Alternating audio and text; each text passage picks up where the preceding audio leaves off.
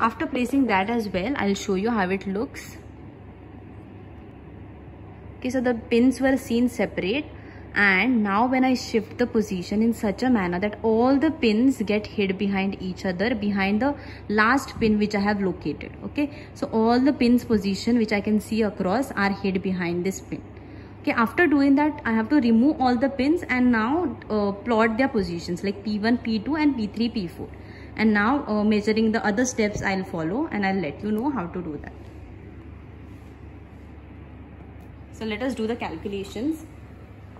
I'll remove the position, I'll remove glass slab and I'll remove all the pins and I'll mark their position. So this is position P1, position P2, this is P3 and this is P4. Okay, so let us follow the other instruction.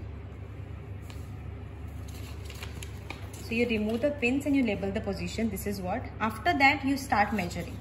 Measure and record the length A of a line from J to P. So J to P3. So I'll take scale, small scale, and measure. What is the distance? It is 3.4. Okay.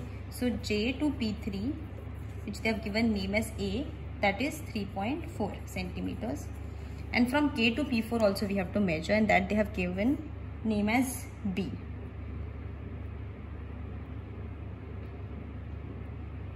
So it is 6.3. So K to P4, which is B, it is 6.3. Now they have told us to calculate B upon A. So we have to calculate B upon A, which is 6.3 upon 3.4. Okay, so when we do that by using calculator, let us see what answer do we get. 6.3 divided by 3.4, it's 1.85. Yes, that is the answer that we get. Once we do that, state one precaution that you took in order to produce an accurate ratio.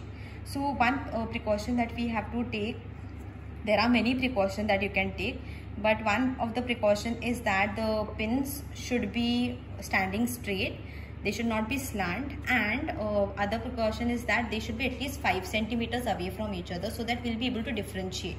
Okay, so the distance between pins should be at least 5 centimeters away. Okay, and that is 2 which I have told her, but that is the precaution that we take. A student plans to test the suggestion that in the experiment B upon A is constant. So B upon A is basically, this is the refractive index of the material that we saw. So refractive index is calculated by B upon A. So this formula, how it is derived is not there in your portion, but when we use geometry and everything, this formula can be calculated and directly we can get the refractive index. The normal formula of refractive index is sin I upon sin R. So by using trigonometric ratio with the shapes which are formed in this, we can derive this formula. So by using this formula, we get the refractive index. So for any angle, if you vary the angle also, now from 30 degree, if you take for 45 degree or for 90 degree or for any degrees, the refractive index of this material which is there, that is not going to change, right?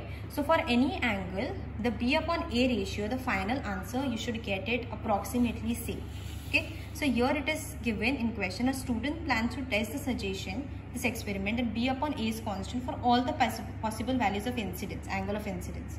So list suitable values of I that the student could use. Okay, so student, now you have to like, if you would have been there in the laboratory, I would have given you different values of I, and we would have cross-checked whether everybody get somewhere near this value or not, and it has to be like that.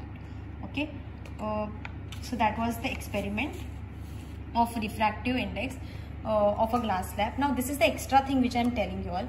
If you want to see how the ray is refracted, okay, then what you can do is make join these 2 points P3 and P4 and make it like it will you know, cross the face CD somewhere, because it is a straight line. Now from here you can join any point, you can name over here, you can say it is O.